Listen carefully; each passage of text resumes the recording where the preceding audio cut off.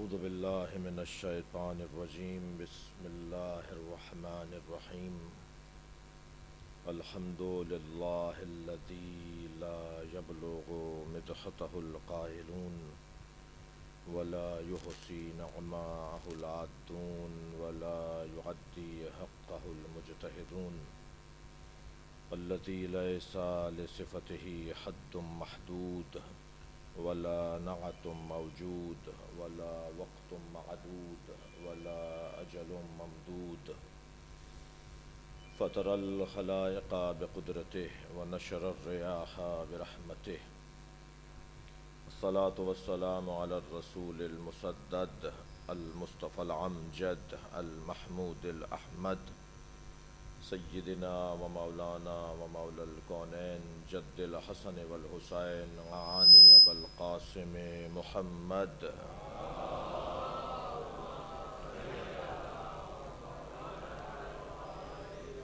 وآلہ الطیبین الطاہرین المعصومین الذین قال اللہ انما یرید اللہ لیذہب عنکم الرجس اہل البیت ویطہرکم تطہیرا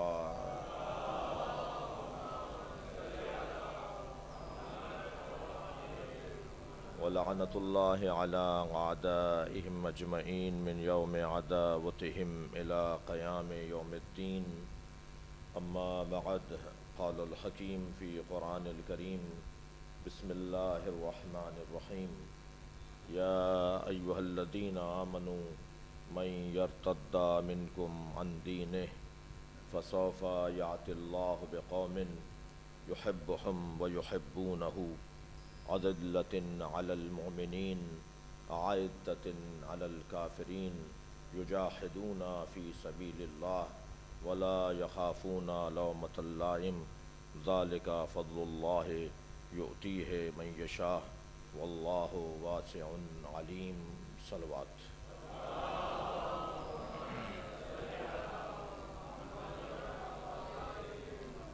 سورہ مبارکہ معاہدہ کی 54ویں آیت میں نے آپ کے سامنے پڑھی ہے۔ اس کے فوراً بعد والی آیت کو آیہ ولایت بھی کہا جاتا ہے، جس میں حالت رکوع میں زکوٰۃ دینے والے کو اللہ نے اپنے اور اپنے رسول کے ساتھ مسلمانوں کا ولی بنایا ہے۔ اس سے پہلی والی آیت جو میں نے آج آپ کے سامنے تلاوت کی اور اس مجلس کی ایک خصوصیت جو آپ کے پیش نظر ہے، ارشاد حضرت احدیت ہے، یا ایھا الذین آمنوا من یرتد منکم عن دینہ، اے صاحبان ایمان، تم میں سے جو اپنے ہی دین سے ہاتھ اٹھائے گا، یا ایھا الذین آمنوا من یرتد منکم عن دینہ، اے صاحبان ایمان، تم میں سے جو خود اپنے ہی دین سے ہاتھ اٹھائے گا وہ جان لے فسوف یأتی اللہ بقوم، کہ اللہ پھر ایک اور قوم کو لے آئے گا جن میں یہ چند صفتیں ہوں گی۔ ان میں پہلی صفت یہ ہوگی کہ یحبہم، اللہ ان سے پیار کرتا ہوگا۔ ان کی دوسری صفت یہ ہوگی کہ یحبونہ، وہ بھی اللہ سے پیار کرتے ہوں گے۔ ان کی تیسری صفت یہ ہوگی اذلۃ علی المؤمنین، وہ متکبر نہیں ہوں گے۔ ان کی چوتھی صفت یہ ہوگی کہ اعزۃ علی الکافرین، وہ کافروں کے آگے متکبر ہوں گے۔ ان کی صفت آخر یہ ہوگی کہ یجاہدون فی سبیل اللہ، وہ اللہ کی راہ میں جہاد کرنے والوں میں سے ہوں گے۔ ان کی صفت آخر یہ ہوگی کہ لا یخافون لومۃ لائم، ملامت کرنے والوں کی ملامت سے کبھی خوف زدہ نہیں ہوتے۔ ذالک فضل اللہ یؤتیہ من یشاء، یہ اللہ کا بہت بڑا فضل ہے، جسے چاہے اپنے فضل سے مالدار کر دے۔ واللہ واسع علیم، اور اللہ وسعتیں عطا کرنے والا بھی ہے اور بہت خوب جاننے والا بھی ہے۔ یہ آیہ کریمہ قرآن مجید میں در حقیقت ایک ایسی حسین، جمیل اور ایسی رہنما آیت ہے۔ یہ اہل دقت پر روشن ہے کہ قرآن مجید کی ہر آیت کلام الہی ہے۔ قرآن مجید کا واو بھی ہدایت عطا کرتا ہے، اور قرآن مجید کا من بھی ہمیں رہنمائی عطا کرتا ہے۔ قرآن میں نہ کوئی حرف زیادہ ہے، نہ قرآن مجید میں کوئی حرف عبث ہے اور بے فائدہ ہے، بلکہ قرآن ایک ایسا کلام کہ جس کے لیے اگر میں اپنے محترم سامعین کو ہدیہ ایک کلمہ ہدیہ کروں، ایک جملہ ہدیہ کروں کہ خالق کا کلام قرآن اور مخلوق کا کلام نہج البلاغہ، یہ دو ایسے کلام ہیں جو وقت کے محتاج نہیں ہیں، وقت پر یہ حاکم ہے، وقت ان پر اثر نہیں کرتا۔ جب قرآن کھول کر دیکھیں تو ایسا لگتا ہے جیسے اللہ بات کر رہا ہے، اور جب نہج البلاغہ کھول کر دیکھیں تو علی بولتے نظر آتے ہیں۔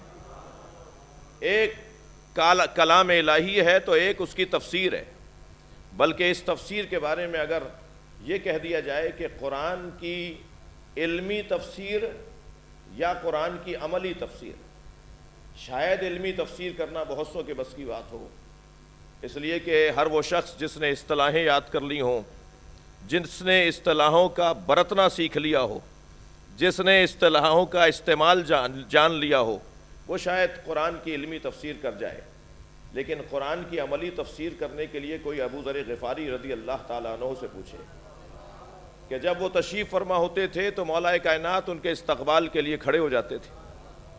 کسی نے پوچھا یا علی، آپ ابو ذر غفاری کا احترام کچھ معمول سے ہٹ کر کرتے ہیں؟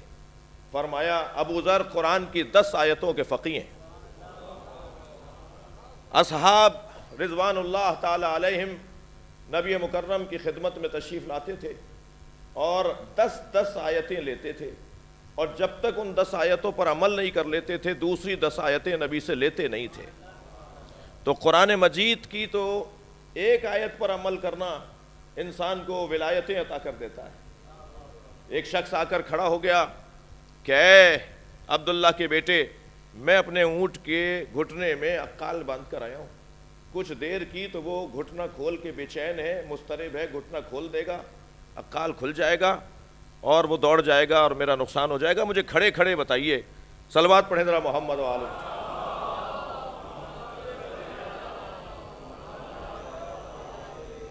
کہ آپ نے جو نظام پیش کیا ہے اس نظام کا مطلب کیا ہے، کیا چاہتے ہیں آپ، جو آپ پیغام لے کر آئیں۔ سرکار نے قرآن کی یہ آیت پڑھ دی، وَمَن يَعْمَلْ مِثْقَالَ ذَرَّةٍ خَيْرًا يَرَهُ فَمَن يَعْمَلْ مِثْقَالَ ذَرَّةٍ خَيْرًا يَرَهُ وَمَن يَعْمَلْ مِثْقَالَ ذَرَّةٍ شَرًّا يَرَهُ۔ ایک ذرہ برابر بھی اگر تم نے شر کیا ہے تو اس کی تصویر دیکھو گے، اور اگر خیر کیا ہے تو اس کا جلوہ بھی دیکھو گے۔ الٹے پیر واپس ہوا اور کہا کہ میں سمجھ گیا کہ آپ کیا کہہ رہے ہیں۔ سرکار نے فرمایا جاہل آیا تھا، فقیہ بن کے لوٹا ہے۔ تو اگر قرآن کی ایک آیت پر عمل ہو جائے تو انسان اس ایک آیت کے ذریعے سے ولی بن سکتا ہے۔ بات ہو رہی ہے قرآن کے اس عامل کی کہ جسے قرآن کا عامل کہنا بھی شاید غیر محتاط بات ہو، کہا جائے کہ عین قرآن علی کی ذات، مجسم قرآن علی بن ابی طالب کی ذات۔ اور یہ کوئی جوش عقیدت نہیں ہے، یہ کوئی الفاظ کی بندشیں نہیں ہیں، بلکہ خود مولا نے خود اپنے لیے ایک مرحلے پہ ارشاد فرمایا کہ تمہارے سامنے بولتا ہوا قرآن کھڑا ہے، قرآن میرے وجود کا حصہ ہے۔ لہذا قرآن مجید اللہ کا کلام اور نہج البلاغہ تفسیر عملی قرآن، یعنی قرآن کی ایک آیت اور 10 آیتوں پہ عمل کرنا کتنا مشکل ہے، وہ یہ جملہ سنیں کہ مکمل قرآن پر عمل کرنے والے کو علی کہا جاتا ہے۔ اور یہ نہج البلاغہ قرآن کی تفسیر مگر عملی تفسیر ہے۔ کیسے ممکن ہے ان آسمانی باتوں پر عمل کیا جائے؟ کیسے ممکن ہے کہ زمین پہ رہنے والا آسمان سے جڑ جائے؟ یہاں سے وہاں کا رابطہ کیسے ہو؟ وہاں والا یہاں بات کس سے کرے؟ کون اس قابل ہے کہ وہاں والا اس سے بات کرے جس نے اپنے اندر یہ ظرفیت ایجاد کی ہو؟ جس نے اپنے اندر یہ قابلیت ایجاد کی ہو کہ پھر وہاں کا پیغام اترنے کے لیے، نزول کے لیے اور نیچے آنے کے لیے محل ڈھونڈتا نہ ہو، اسے وہیں سے پتا ہو کہ محل میرا کیا ہے، میرے اترنے کی جگہ کیا ہے۔ تو قرآن مجید کی یوں تو ہر آیت ہمارے لیے رہنما آیت ہے، مگر میرے محترم سامعین اور اس مجلس کو سننے اور دیکھنے والے اس بات کی طرف متوجہ ہیں کہ کچھ آیتیں ڈائریکٹ بلا فاصلہ ہمارے اوپر اثر کر رہی ہوتی ہیں، البتہ وہ بھی اس کے لیے ممکن ہے کہ جو چاہے گا، جو نہیں چاہے گا اس کو شاید یہ بھی نصیب نہ ہو۔ وہ جو آیتیں چند ہمارے اوپر بلا فاصلہ اثر کر رہی ہوتی ہیں، وہ سورہ مبارکہ تکویر کی ایک آیت ہے، فَأَيْنَ تَذْهَبُونَ، مکمل آیت ہے اور فریم کروا کر اپنے گھر میں سجا کر لگانے کی آیت ہے۔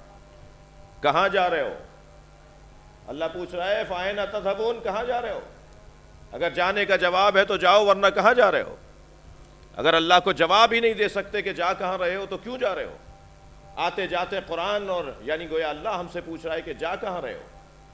عزیزان گرامی، ایسے ہی یہ آیت بھی جو میں نے آپ کے سامنے ابھی تلاوت کی، اس آیت میں نصاب زندگی کو بیان کیا گیا ہے، اور اگر اس آیت میں موجود ان 6 نکات کے اوپر میں توجہ کر لوں اور عمل پیرا ہو جاؤں تو مجھے عصر عاشور قربانی دینے والوں کی عظمت کا اندازہ ہوگا، مجھے شام غریبہ میں اسلام کی ذبح کرنے والوں کی عظمت کا اندازہ ہوگا، مجھے اندازہ ہو جائے گا کہ بڑے لوگ اور عظیم لوگ کیسے ہوتے ہیں۔ اور یہ آیہ کریمہ جس کا اعلیٰ ترین مصداق یقیناً روشن ہے، لیکن ادنا اور اسفل مصداق ہم بھی ہو سکتے ہیں، اگر ہم چاہیں تو اس آیہ کریمہ کے اسفل اور ادنا مصادیق میں سے بن سکتے ہیں، اس لیے کہ قرآن نازل قلب مصطفیٰ پہ ہوا ہے، مگر نبی نے ہمیں پڑھ کر سنایا ہے، اور ہمیں پڑھ کر سنانے کا مطلب یہ ہے کہ وہ ہم سے اس پہ عمل کی توقع رکھتے ہیں، خواہش رکھتے ہیں، آرزو رکھتے ہیں۔ کربلا کا فلسفہ، کربلا والوں کی صفات کا اندازہ، کربلا والے اگر قرآن کی زبان میں ہم تلاش کرنا چاہیں کہ کربلا والے ہیں کیسے، کون ہیں، ان کی نشانیاں کیا ہیں، ان کی علامتیں کیا ہیں، تو شاید یہ آیت ہمارے لیے مددگار ثابت ہو۔ ارشاد ہو رہا ہے، آیت کو اب اس دید سے اور اس زاویے سے دیکھیں گے، یا ایھا الذین آمنوا، اے صاحبان ایمان، من یرتد منکم عن دینہ، تم میں سے اگر کوئی اپنے ہی دین سے پھر گیا، اپنے ہی دین سے پھر گیا، دین ہی کا جملہ ہے، دین ہی کا لفظ استعمال ہوا ہے قرآن میں، اپنے ہی دین سے، اس کا روشن مطلب یہ ہے کہ پہلے تم نے اسے بے عنوان دین انتخاب کیا، پہلے تم نے اسے مان لیا اور پھر تم اس سے ہاتھ اٹھا رہے ہو نہیں سکتا کہ کوئی دین مبین اسلام کو مان لے اور اس سے ہاتھ اٹھا لے، ماننا پڑے گا کہ اس نے مانا ہی نہیں تھا۔ وہ شخص ظاہری طور پر تو کلمہ پڑھ گیا تھا، مگر اسلام بھی اس کے لیے مشکل تھا اور ایمان تو ویسے ہی اس کے دل میں داخل نہیں ہوا تھا۔ بہت مشکل ہے کہ کوئی حسین، جمیل، علم، تقوی، شجاعت، سخاوت، غیرت، عزت کے حامل وجود اس کے اوپر روشن ہو جائے اور پھر وہ ان صفات کے حامل لوگوں کو چھوڑ کر کہیں اور چلا جائے۔ یہ چھوڑ کر جانے والا یا تو طے کریں کہ پہلے سے ہی انہیں ماننے کا ارادہ نہیں رکھتا تھا، یا مانے کہ یہ شخص در حقیقت ایک فساد کی نیت سے اور کسی غرض اور اگر میں کہوں کسی مرض کی وجہ سے، کیونکہ یہ لفظ استعمال ہوا ہے، صلوات پڑھے ذرا محمد و آل محمد،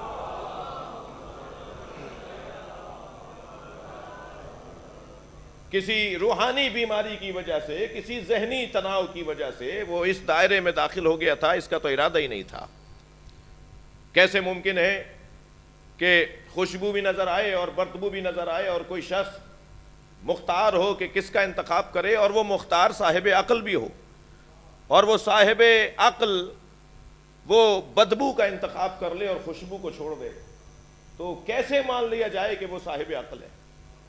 ایک جاہل ہو اور ایک عالم ہو، اور انتخاب دے دیا جائے کہ تم اس کے پیچھے چلو یا اس کے پیچھے چلو، اور وہ صاحب عقل، صاحب اختیار اور صاحب عقل بھی ہو، اور وہ کسی جاہل کی پیروی کر رہا ہو اور عالم کو چھوڑ دے، تو ہم کیسے مان لیں کہ یہ صاحب عقل ہے؟ یہ تو شاید ایک، معاف کیجیے گا، حیوان مفترس بھی جانتا ہے۔ حیوان ناطق تو انسان کو کہا گیا ہے، مگر وہ 4 پیروں والا اور وہ جو فطریات پر مشتمل جاندار مخلوقات ہمیں اپنے اطراف میں نظر آتی ہیں، انہیں حیوان مفترس بھی کہا گیا ہے۔ وہ حیوان مفترس، وہ بھی نامناسب اور گندیدہ چارے کو چھوڑ دیتا ہے اور سالم اور تازہ چارے کو کھا لیتا ہے۔ یعنی اسے بھی پتا ہے کہ اختیار کسے کرنا ہے، اسے بھی پتا ہے کہ سالم چیز کیا ہے اور غیر سالم چیز کیا ہے۔ یہ کمال نہیں ہے کہ خیر اور شر میں سے خیر کا انتخاب کر لیا جائے، یہ کام تو شاید سب کر جائیں۔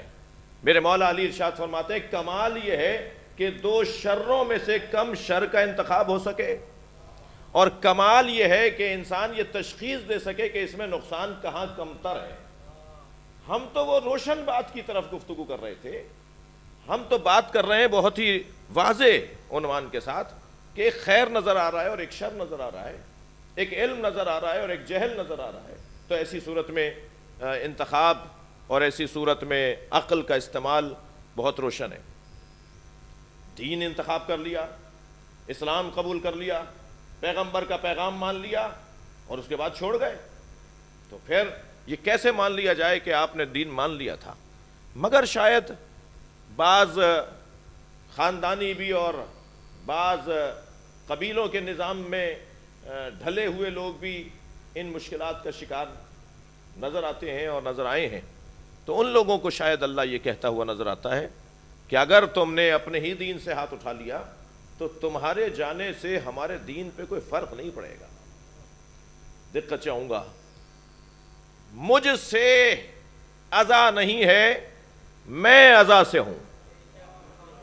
ہمارے دم سے مجلسیں نہیں ہو رہی، بلکہ اس ذکر میں برکت ہے کہ جو یہ ذکر کرتا ہے وہ زندہ رہ جاتا ہے، اسے موت نہیں آنے پاتی، وہ تاریخ میں گم نہیں ہونے پاتا، وہ اپنی نسلوں میں ہدایتوں کو منتقل کر دیتا ہے۔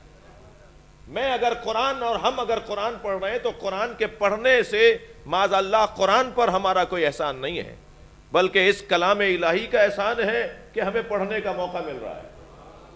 اگر میں نماز جماعت میں مسجد میں حاضر رہوں تو مسجدیں میرے دم سے نہیں چل رہی، یہ جلوس، یہ عزا، یہ امام بارگاہ، یہ مدرسے، یہ نیکیوں کے کام ہمارے دم سے نہیں ہیں، بلکہ یہ اللہ کا ہم پہ کرم ہے کہ یہ کام ہم سے لیا جا رہا ہے۔ میرے، آپ کے، ہمارے جانے سے کوئی فرق نہیں پڑتا، ہم سے زیادہ معتبر لوگ تھے اور چلے گئے، اور شاید ہم سے زیادہ قابل لوگ آئیں اور وہ بھی ایسے ہی چلے جائیں۔ رہے گا تو صرف اللہ کا نام باقی، روشن رہے گا تو چہرہ اللہ کا رہے گا، اس کے علاوہ کوئی باقی نہیں رہے گا۔ تو یہ بہت واضح طور پر اللہ نے اس آیہ کریمہ میں اعلان کر دیا کہ جو اپنے ہی دین سے ہاتھ اٹھا جائے اور مومن کہلائے اور خود کو مومن کہتا ہو، وہ جان لے فَسَوْفَ يَأْتِ اللَّهُ بِقَوْمٍ، اللہ پھر ایک اور قوم کو لے آئے گا۔ قوم سے مراد یہاں ایک قوم کے جانے پر ایک قوم کا آنا نہیں ہے، بلکہ کسی فرد کے جانے پر بھی ایک فرد کا آنا ہے۔ میں ان لوگوں سے بھی مخاطب ہوں جو شخصیات کے مرنے پر، ان کی رحلتوں پر، ان کی شہادتوں پر، ان کے فقدان پر کچھ عرصے تک مایوسی کا اظہار کر رہے ہوتے ہیں۔ وہ جان لیں کہ اللہ کا نظام یہی ہے، وہ اگر کسی کو اٹھاتا ہے تو یا اس جیسا لاتا ہے یا اس سے بہتر لاتا ہے۔ اور پھر امام زمانہ سے جڑنے والے لوگ،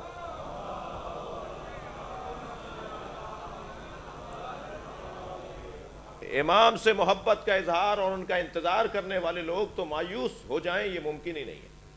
عزیزان گرامی، کوئی اور آ جائے گا، ہم نہیں ہوں گے۔ تو اس آیت کو اللہ نے ہماری رہنمائی کے لیے یوں ہم پر واضح کیا کہ اب وہ جو آئیں گے، وہ جو تمہاری جگہ آئیں گے، ان کی یہ 6 صفتیں ہیں، اور یہی وہ 6 صفتیں ہیں جو بے درجہ کمال اگر ہمیں کہیں نظر آتی ہیں تو وہ کربلا والوں میں نظر آتی ہیں۔ پہلی صفت یحبہم، وہ ہیں کہ جن سے اللہ محبت کرتا ہے۔ یحبہم، اللہ ان سے محبت کرتا ہے۔ اللہ محبت کرتا ہے کہ اگر میں منبر کی زبان میں کہوں تو خدا شناسی رکھنے والے لوگ، اللہ کو جاننے والے لوگ، اللہ کو پہچاننے والے لوگ، اللہ کے بارے میں معرفت رکھنے والے لوگ، اللہ ان سے محبت کرتا ہے۔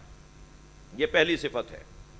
عزیزان گرامی، کربلا، عاشور، شام غریبہ اور صبح 11 محرم، یہ اللہ کے وجود کے جلووں کا نام ہے۔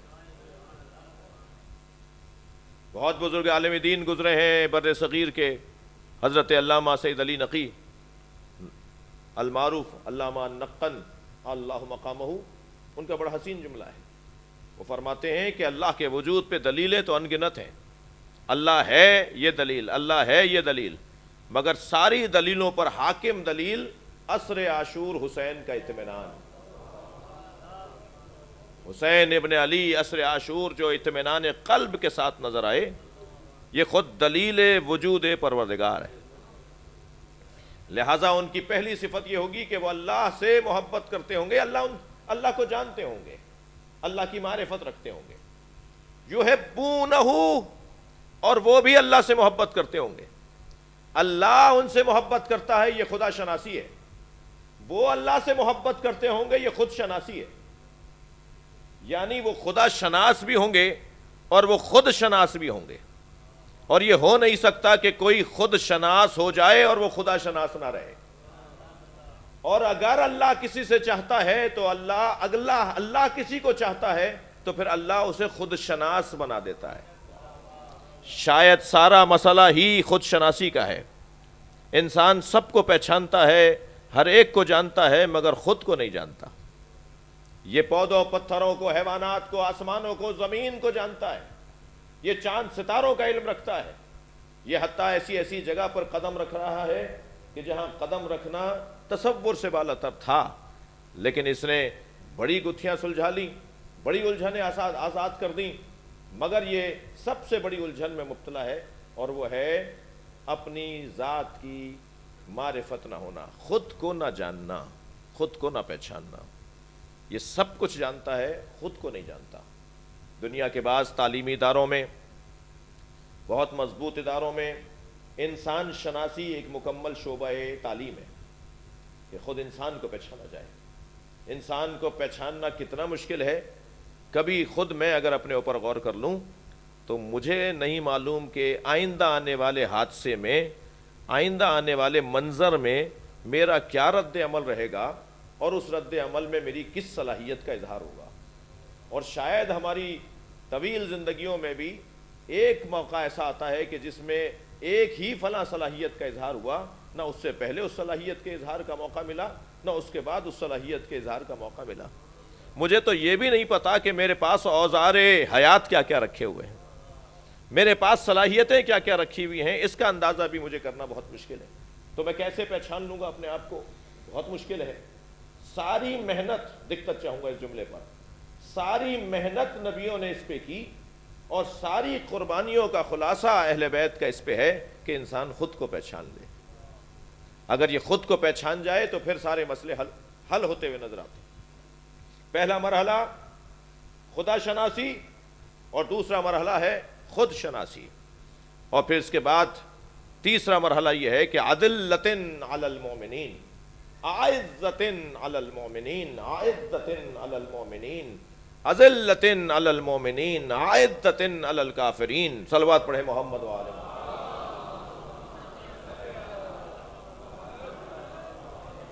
تیسرا مرحلہ بیان ہے، اللہ اکبر، اذلتن علی المومنین۔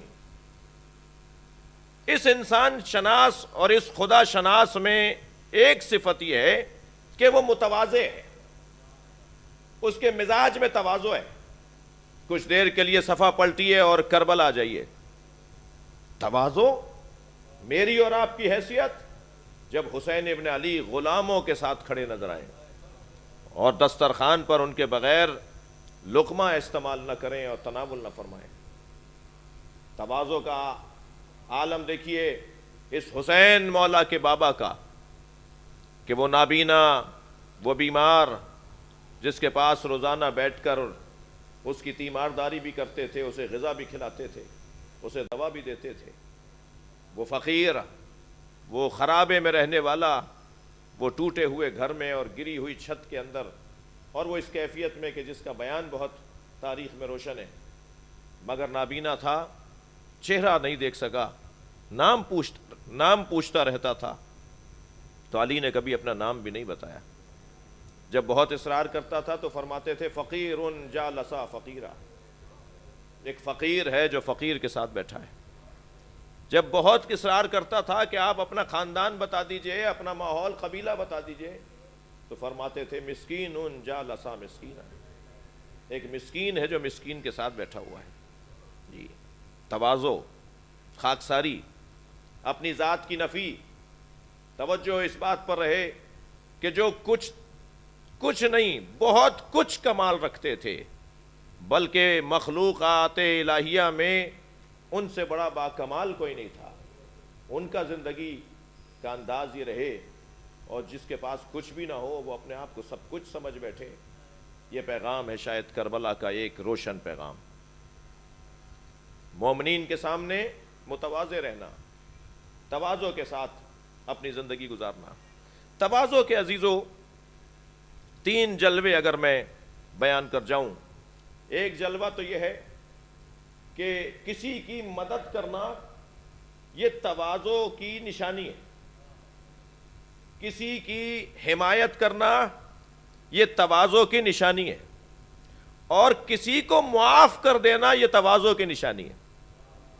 اگر انسان کسی مومن کو معاف کرنے کے قابل نہیں ہے اور معاف نہیں کر سکتا، تو یہ اذلۃ علی المومنین کا عنوان نہیں رکھتا۔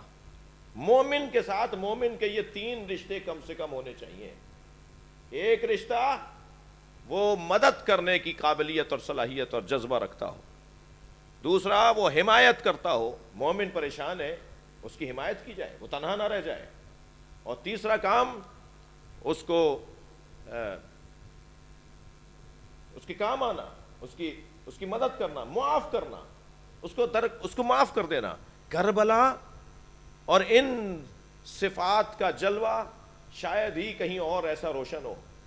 جس نے گھوڑے کی لگام پکڑ کر ذوالجناح کو موڑنا چاہا، اور اس کے اس کام سے بیویوں کے رونے کی آوازیں بلند ہو گئیں۔ جس نے حسین کو کربلا میں اس انداز سے پہنچایا، اور پھر پانی بند ہوا اور علتش کی آوازیں بلند ہوئیں، تو وہ یہی کہہ رہا تھا کہ میں ہی تو وہ ہوں کہ جس نے حسین کو یہاں پہنچایا ہے، اور آج میری وجہ سے ان کے بچے پیاسے ہیں۔ اتنا بڑا مجرم اگر آ جائے حسین کے دروازے پر، عزیزو اس مجلس کا ایک پیغام یہ کہ معاف کرنے کی عادت ڈالو، معاف کرنے کی صلاحیت اور قابلیت میں اضافہ کیا جائے۔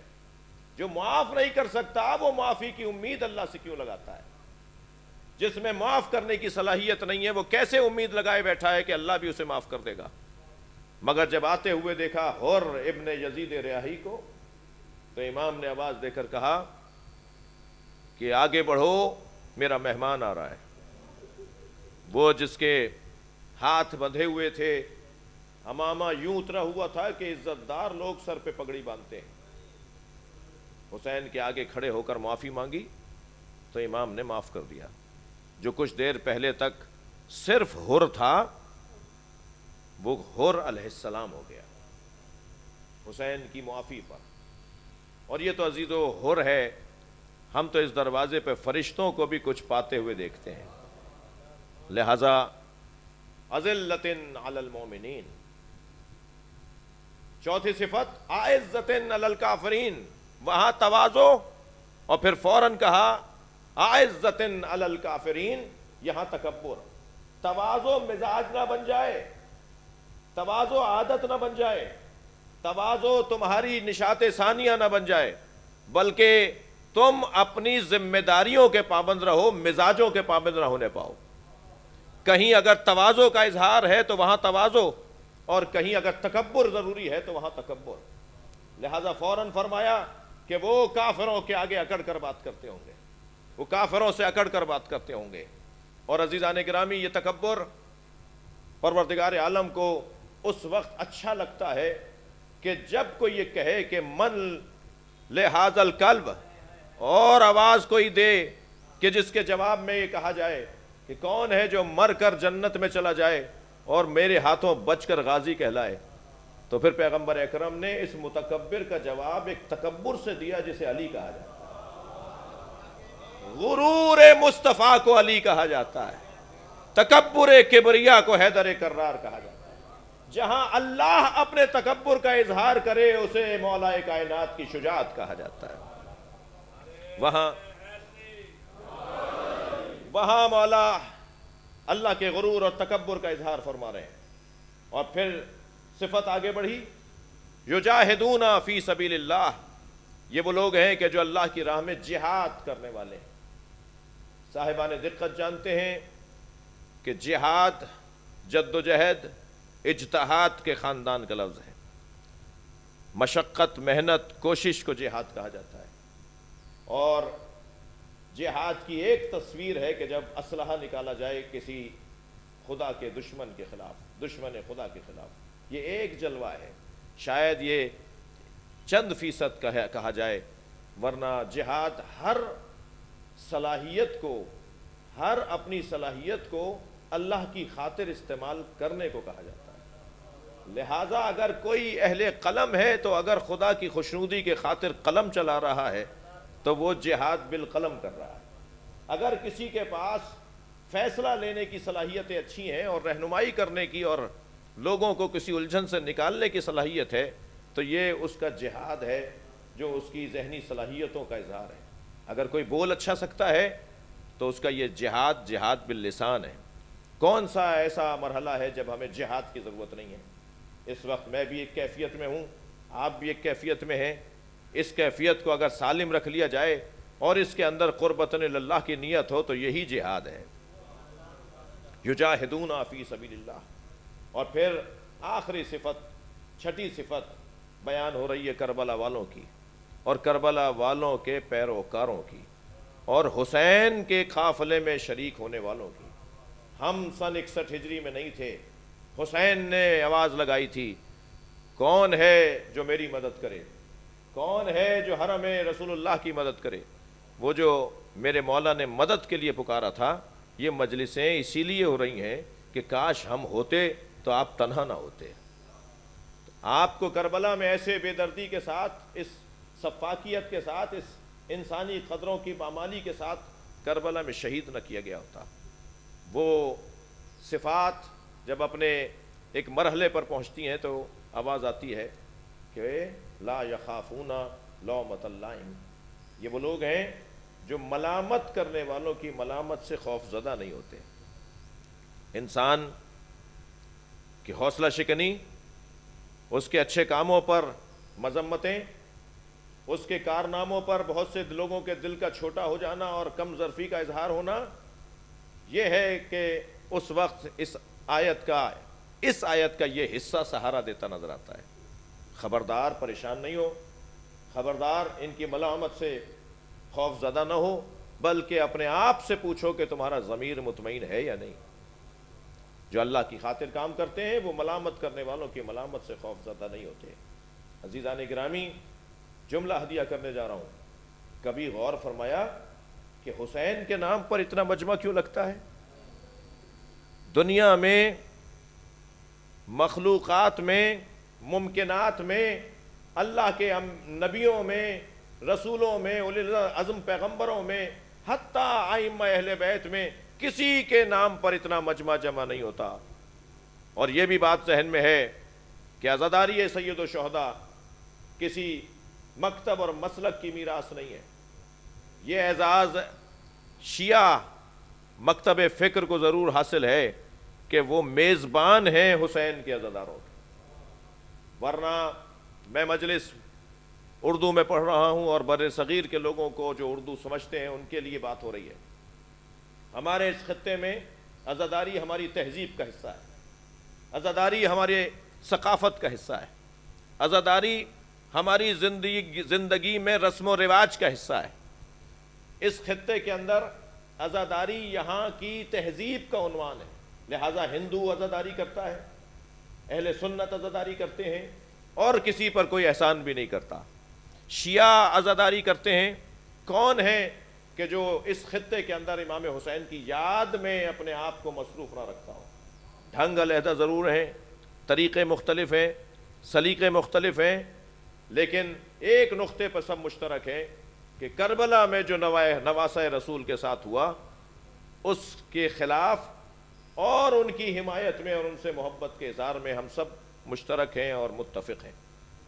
لہٰذا یہ عنوان بھی بہت روشن عنوان ہے کہ مجالس تو ہوں گی، مجالس ہو رہی ہیں، مجالس ہوتی رہیں گی، ہم نہیں تھے تب بھی عزاداری تھی، ہم نہیں ہوں گے تب بھی عزاداری رہے گی۔ ہاں، ایک عالمی وبا کا ہمیں سامنا ہے اور اس کا ہمیں خیال کرتے ہوئے جو اس کے بہت ضروری تقاضے ہیں ان کے اوپر عمل ہو رہا ہے اور انشاءاللہ عمل ہوگا۔ اتنا کہتا ہوا آگے بڑھوں کہ ملامت، چپتے ہوئے جملے جی اور ایسے نامناسب الفاظ جو انسان کے احساسات کو مجروح کر رہے ہوں، وہ آج پہلی مرتبہ اور آج ہوتے ہوئے نظر نہیں آ رہے، بلکہ یہ انسان کا پرانا حربہ ہے کہ اپنے مخالف نظریے والے کے لیے کچھ ایسا کہہ بیٹھتا ہے کہ جو شایع نشان نہیں ہے۔ اگر کسی بھی بزرگ شخصیت نے رونے سے روکا تو جس نے رونے کا حکم دیا ہے وہ کسی بھی بزرگ سے کم بزرگ نہیں ہے۔ لہذا لکم دینکم ولی دین، آپ ان کی پیروی فرمائیے جنہیں آپ بڑا مانتے ہیں اور ہمیں ان کی پیروی کرنے دیجئے جنہیں ہم بڑا مانتے ہیں۔ یہ تو شاید قیامت میں فیصلہ ہوگا کہ انتخاب کس کا صحیح تھا۔ اور آج بھی بہت ساری روشن باتیں آگے بڑھتی نظر آ رہی ہیں۔ عزیزان گرامی، لا یخافون لومۃ لائم، کبھی غور فرمایا کہ امام حسین کے نام پر اتنا بڑا مجمع کیوں لگتا ہے؟ بس یہیں سے میں گریز بھی لوں گا اپنی گفتگو کو، اور وہ جواب یہ ہے کہ حسین کے نام پر مجمع اس لیے لگتا ہے کہ حسین کربلا میں اللہ کی خاطر اکیلے کھڑے تھے۔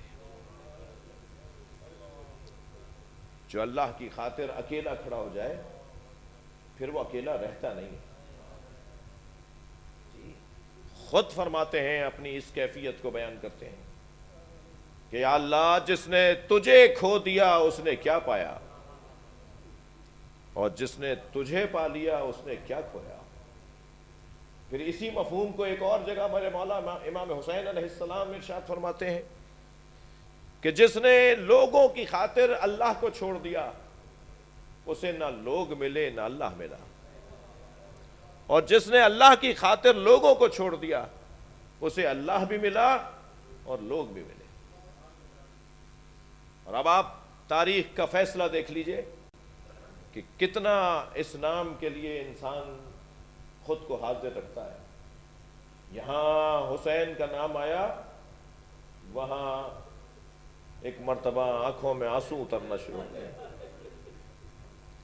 یہاں اعلان ہوا کہ مجلس عزا ہے، وہاں لوگ جوق در جوق، فوج در فوج فرش عزا کی طرف راغب ہونا شروع ہو گئے۔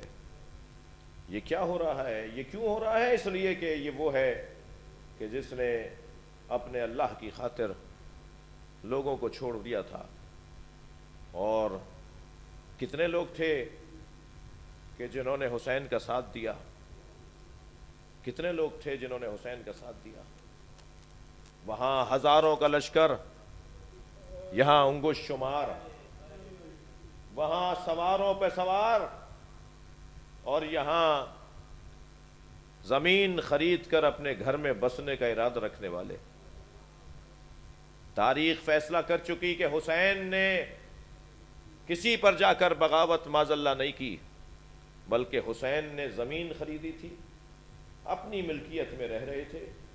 جو ان کے حدود ملکیت میں داخل ہوا وہ باغی تھا، حسین معاذ اللہ اس عنوان کا حامل نہیں تھے۔ امام تو اپنی ہی گھر میں اپنی ہی زمین پر رہ رہے تھے۔ وہ جو 2 رکعت نماز مباح زمین پڑھنے کے لیے زمین نماز پڑھنے کے لیے مباح زمین کی ضرورت ہے، 2 رکعت نماز پڑھنے کے لیے 2 رکعت نماز پڑھنے کے لیے مباح زمین کی ضرورت ہے، وہ حسین خیمے کیسے لگا لیتے جب تک اس زمین کے مالکوں سے رضایت نہ لے لیتے؟ امام نے زمین خریدی اور پھر انہی کو ہبہ کر دی کہ جن سے زمین خریدی تھی، مگر مشروط قرار دے دیا، اور پہلی شرط یہ لگائی کہ یہاں کاشت نہ کرنا، یہاں ہل نہ چلانا۔ ذرا سے غور کرنے پر ہی احساس ہو جاتا ہے کہ جب امام سجاد مدینے میں گزرتے تھے تو قصاب گوشت پر کپڑا ڈال دیتا تھا۔ جب کسی نے پوچھا کہ تم یہ گوشت چھپا کیوں دیتے ہو تو کہا وہ دیکھو علی ابن الحسین آ رہے ہیں، وہ گوشت کے ٹکڑوں کو دیکھ کر روئیں گے۔ جب کسی نے پوچھا امام سے کہ مولا آپ ایسے گریہ فرماتے ہیں، فرمانے لگے مجھے گوشت کے ٹکڑے دیکھتا ہوں تو کربلا میں بکھرے ہوئے ٹکڑے یاد آ جاتے ہیں۔ خبردار اس زمین پر ہل نہ چلانا۔ دوسری شرط میرے مولا نے یہ عائد کی کہ میرے مہمانوں کو، میرے ظاہروں کو 3 دن مہمان رکھنا۔ کوئی میری قبر کو دیکھنے اور زیارت کرنے آئے تو میں یہ زمین تمہیں دے رہا ہوں تاکہ میرے مہمانوں کا خیال رکھو۔ اللہ سلام ہو، درود ہو حسین ابن علی پر۔ قیامت تک اپنے چاہنے والوں کا احساس کر کے گئے ہیں، سلام بھیج کر گئے ہیں، دعائیں دے کر گئے ہیں۔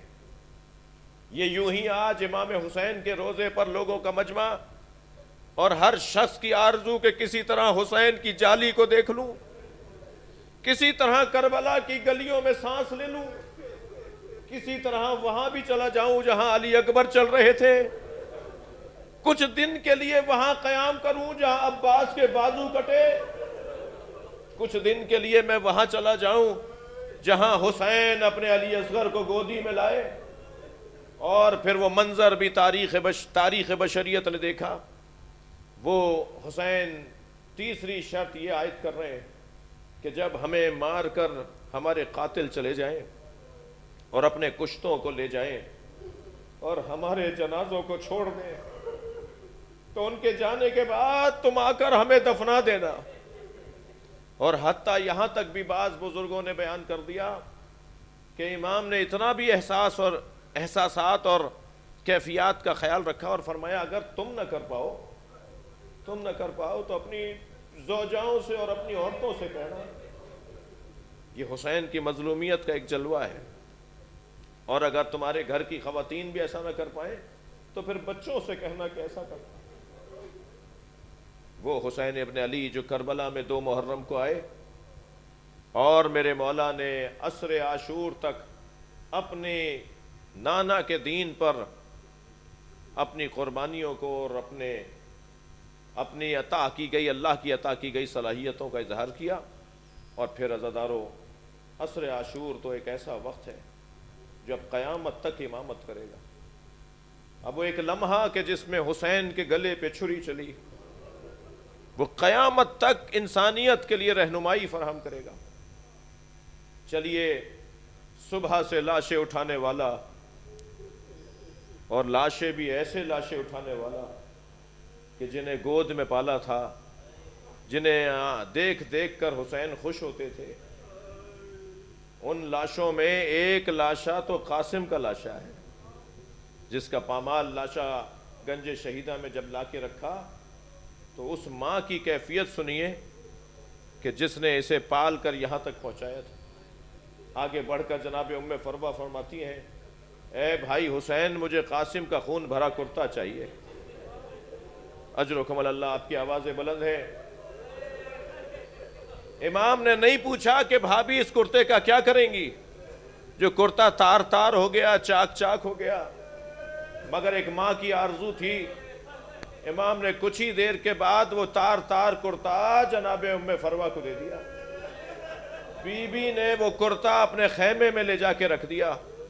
عصر عاشور کے بعد اور شام غریبہ تک شہادت امام حسین سے لے کر اور غروب آفتاب عاشور تک خیمے لٹے، تبرکات چھینے گئے، سب کا سب کچھ لٹ گیا، اب کچھ نہ تھا۔ یہ قافلہ اسیر ہو کے کوفہ گیا، کوفے سے شام گیا، شام میں اسیر رہا، اور پھر جب آزادی ملی اور رہائی ملی تو تبرکات واپس آئے۔ ہر بیوی نے اپنی اپنی گٹھڑی اٹھائی ہوئی تھی، جناب ام فروا نے بھی اپنی گٹھڑی سینے سے لگائی ہوئی تھی۔ یہ قافلہ کربلا سے مدینہ پہنچا تو بی بی نے فرمایا میرا اونٹ جنت البقیع لے جاؤ، اور جب بی بی ام فروا کا اونٹ جنت البقیع لے جایا گیا تو قبر امام حسن کے برابر میں بیٹھ گئی اور گٹھڑی کھول کے کرتا نکالا اور امام حسن کی قبر پہ پھیلا دیا، اے میرے والی تمہارے بچے کی نشانی لے کر آئی۔ قاسم نے وفاداری کا حق ادا کر دیا، اور عزادارو امام حسین نے ایک اور لاشا بھی اٹھایا، جس لاشے کو حسین نے اٹھا تو لیا تھا مگر بار بار زمین پہ رکھتے تھے اور بے کسی سے دائیں بائیں دیکھتے تھے کہ اچانک زینب کبریٰ نظر آئی اور بڑھ کر کہا بھائی علی اکبر کا لاشا زینب اٹھائے گی۔ حسین نے ایک ایسا لاشا بھی دیکھا جسے نہر کے کنارے چھوڑنا پڑا، اس لیے کہ حضرت عباس کی وصیت تھی مولا میرا لاشا خیمے نہ لے جائے۔ آپ کی آوازیں بلند ہیں، رونے کا حق ہے، اور حق ہے عباس پہ رونے کا حق ہے کہ جب مروان ابن حکم مدینے میں محلہ بنی ہاشم سے گزر رہا تھا تو ایک گھر سے ایک بی بی کے رونے کی آواز آ رہی تھی۔ اس بی بی کا گریہ ایسا تھا کہ اس کے ساتھ چلنے والا جانور مضطرب ہو گیا، تو اس نے پوچھا یہ عورت کون ہے جو ایسے بین کر رہی ہے؟ تو کہا یہ عباس کی ماں ام البنین ہے جو گریہ کر رہی ہے۔ تو کہتا ہے حق ہے کہ یہ ایسے ہی روئے جس کا عباس جیسا بیٹا مار دیا جائے۔ امام میرے مولا عباس کا لاشا نہر کے کنارے چھوڑ کر آ گئے۔ عزادارو ایک اور لاشے کا حال سن لیجئے، اور وہ لاشا چھوٹا بہت تھا مگر حسین سے اٹھتا نہیں تھا، کبھی آگے جاتے تھے انا للہ، کبھی الٹے پیر واپس آتے تھے رضاً بقضائہ و تسلیما لامرہ۔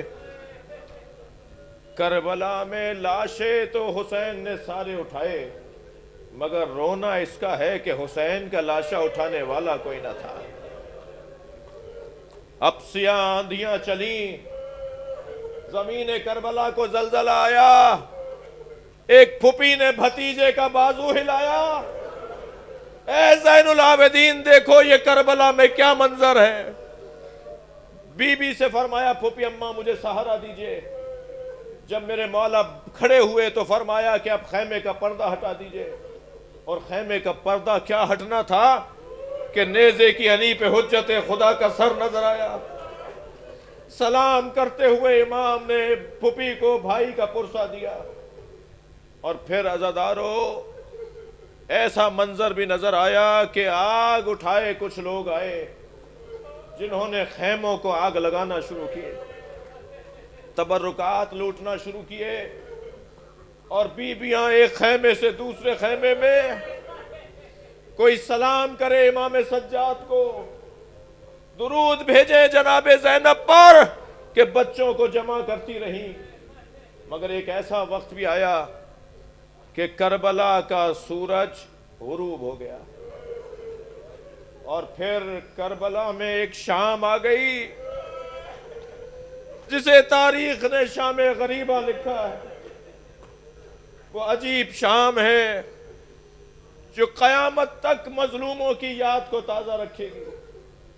عزادارو بی بی تمام بچوں کو جمع کرنے کے لیے نکلیں، سب بچے تو ملے مگر سکینہ نظر نہیں آئی۔ فرمایا ام کلثوم آؤ سکینہ کو تلاش کریں۔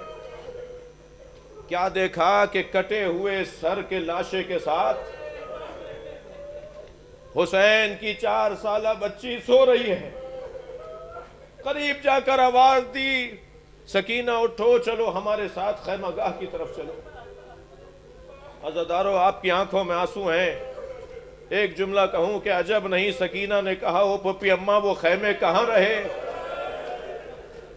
جنہیں میرے بابا میرے چچا عباس نے لگایا تھا؟ بیٹا کہاں سو رہی ہو؟ کہ پھپھی اماں جب میرے دامن میں آگ لگی اور میں فریادیں کر رہی تھی تو یہ بابا کا لاشا ہے، اس سے مجھے آواز آئی تھی سکینہ میرے پاس آ جاؤ۔ فرمایا تمہارے بابا نے اور کچھ بھی کہا ہے؟ فرمایا میرے بابا نے کہا کہ جب وطن جاؤ تو ہمارے چاہنے والوں کو سلام کہنا اور ان سے کہنا جب ٹھنڈا پانی پیو تو ہماری پیاس کو ضرور یاد کرنا۔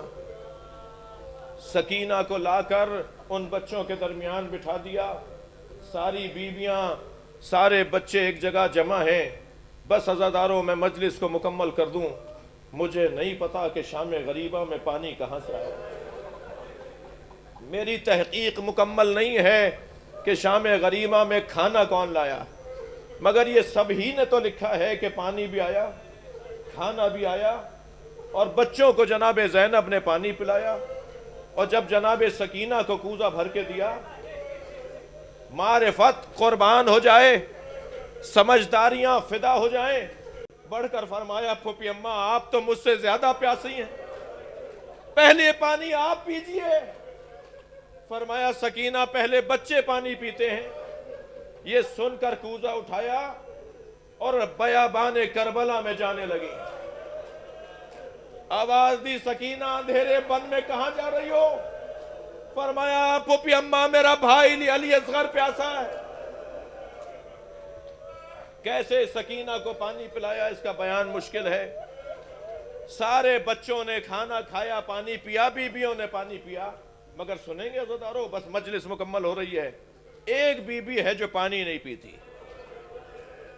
بار بار سکینہ، بار بار زینب کہتی ہیں اے بھابی رباب پانی پی لو، تو آواز یہ آتی ہے میرا بچہ بھوکا مار دیا، آواز آتی ہے میرا والی بھوکا مار دیا، میرا بچہ پیاسا مار دیا۔ جناب زینب نے امام سجاد سے جا کر مدد مانگی، اے زین العابدین تم حجت خدا ہو، تم امام وقت ہو، اپنی ماں سے کہو کہ وہ پانی پی لے، کہیں ایسا نہ ہو کہ بدن میں حیات کی رمق باقی نہ رہے۔ کس انداز سے آ کر امام سجاد نے جناب ام رباب سے فرمایا کہ اماں پانی پی لیں، حکم امام تھا، پانی پی لیا۔ ممبر کا ادب مانے ہے، میں اشارے میں بات کروں گا، اللہ کرے میرا پیغام پہنچ جائے۔ جناب رباب نے پانی پیا، کھانا کھایا، آدھی رات کو مضطرب ہوئی، جناب زینب کے برابر میں آ کے بیٹھی، کہا مجھے علی اصغر یاد آ رہا ہے، میرا بچہ پیاسا مار دیا۔